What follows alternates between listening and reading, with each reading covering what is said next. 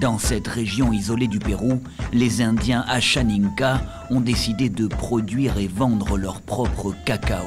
Le but est d'améliorer leur niveau de vie et de mieux protéger la forêt. C'est un changement radical de mode de vie pour Agustín. Comme les autres membres de la communauté de Camantavichí, il était auparavant chasseur-cueilleur. Il est aujourd'hui producteur de cacao et plus que satisfait de cette réorientation. J'ai commencé à cultiver le cacao pour pouvoir acheter des vêtements à ma femme et mes enfants. Ça me permet aussi d'acheter des cahiers pour que mes enfants aillent à l'école. Aujourd'hui, Agustín se consacre uniquement à la culture du cacao et sa réussite a convaincu le reste de cette communauté de 400 familles. Les revenus sont plus élevés, plus réguliers, mais aussi mieux répartis sur l'ensemble des habitants de Camantavichí. Le système est durable, chaque producteur ne peut cultiver plus de 3 hectares.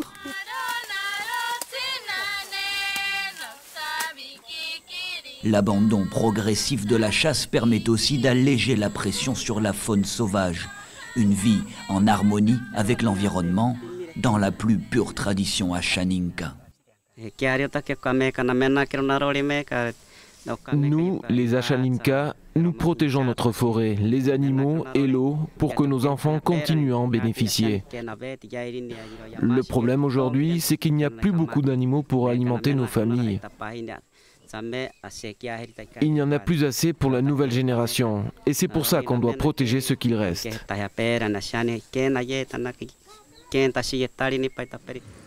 Félixto, lui-même membre de l'ethnie Ashaninka, est à l'origine de cet engouement pour le cacao. Là, on a un cacao bien sélectionné, il y a une bonne couleur. Ça y est, il est sec, il est arrivé à 7% d'humidité. Pour l'exportation, il doit être bien sélectionné.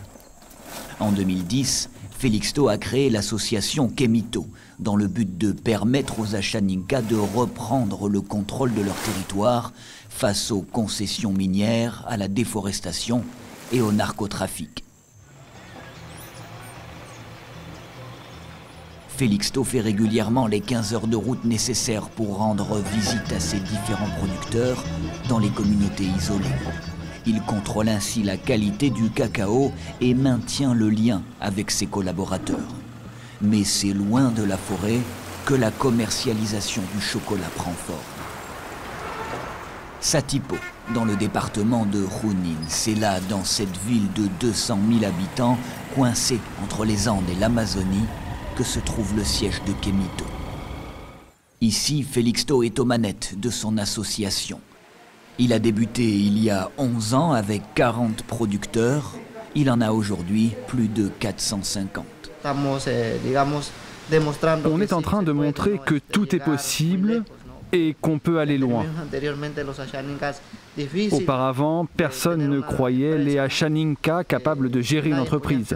Personne ne croyait en nous. Mais on est en train de montrer qu'on peut aller très loin.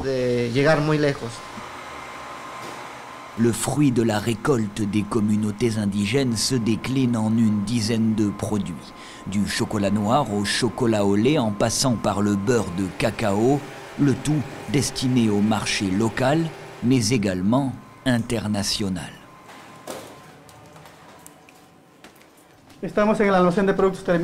Nous sommes dans l'entrepôt de produits terminés. Ça, c'est de la poudre de cacao qui va être envoyée en Australie et en Russie. On a trouvé ses clients grâce à des salons internationaux. Comme n'importe quelle entreprise, on participe à ce genre d'événements pour trouver de nouveaux clients.